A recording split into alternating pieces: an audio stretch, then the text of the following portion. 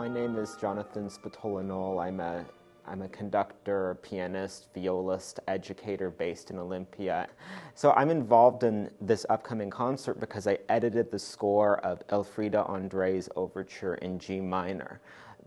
This is a very exciting performance for the chamber orchestra for a couple reasons. And one is that they're giving voice to a very important and undervalued composer, and also a very important historical figure who was a leader in the feminist movement in Sweden. So it's like one thing that's very exciting about this performance. It's the first time this piece has been performed on the West Coast. Well, when I'm editing a musical score, my role is a little like when you're editing a book, like a publisher edits a book to make sure it's clear, it's going to work for the audience. Okay, I can't read that handwriting there. I need to figure out exactly what note that is. In this piece, there was this whole passage where handwriting is so messy because I think she was trying to figure out, do I really want to have this chord or this chord here? Let me try out a bunch of different things. And you can actually, for some parts of the music, you can see, okay, it's like she was trying to decide between this note and that note. And then there are other parts around here where it's like, I think she was trying to decide between a couple notes, but I can't even tell what note she's trying to decide with. So she was extremely tethered to her feminist philosophy as a composer. Like, her feminist philosophy was really central to how she composed, as I see it. Like, the first Swedish woman whose compositions, her compositional output emphasized symphonies and multi-movement chamber music like string quartets really heavily. And these, like in this overture, there are all these little stylistic things that really are announcing, and this is her earliest significant major orchestral work. She's like 25 years old.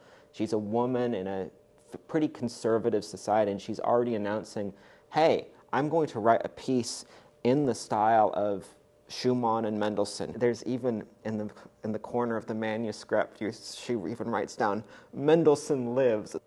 When she saw a boundary or a restriction, she'd always try to find a way to break it and break that glass ceiling. And so Andree was very, very passionate about women's rights, and her boundary breaking wasn't just about her, but she saw it about something related to her philosophy, her motto. She became the first female cathedral organist in Europe to conduct a significant orchestra.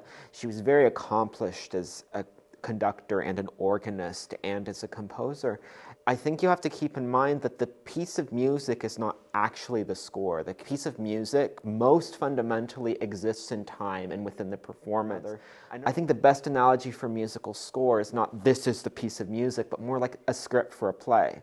It gives us all these directions, but there's also so much that is unwritten. And what's exciting about a performance is that somebody like Nick or the Olympia Chamber Orchestra or another orchestra or whatever will give this piece life, and they might do it a little bit differently than somebody else. And that's okay. There isn't just one way to do this piece. Somebody like me or Nick as a conductor will try to think about, okay, what does the composer want? How can we get this the best we can within within this particular orchestra? But if you like 19th century music in general, if you like Beethoven, if you like Mendelssohn, if you like Schumann, there's going to be or even if you like Bach, there's something in this piece that you'll notice and that will appeal to you. Historical interest too. This is the first big orchestral work by a really important and interesting historical figure who, is well known or starting to become well known in Sweden for being this really important pioneer in women's rights, and whose music deserves to be more well known, not just in Sweden, but internationally.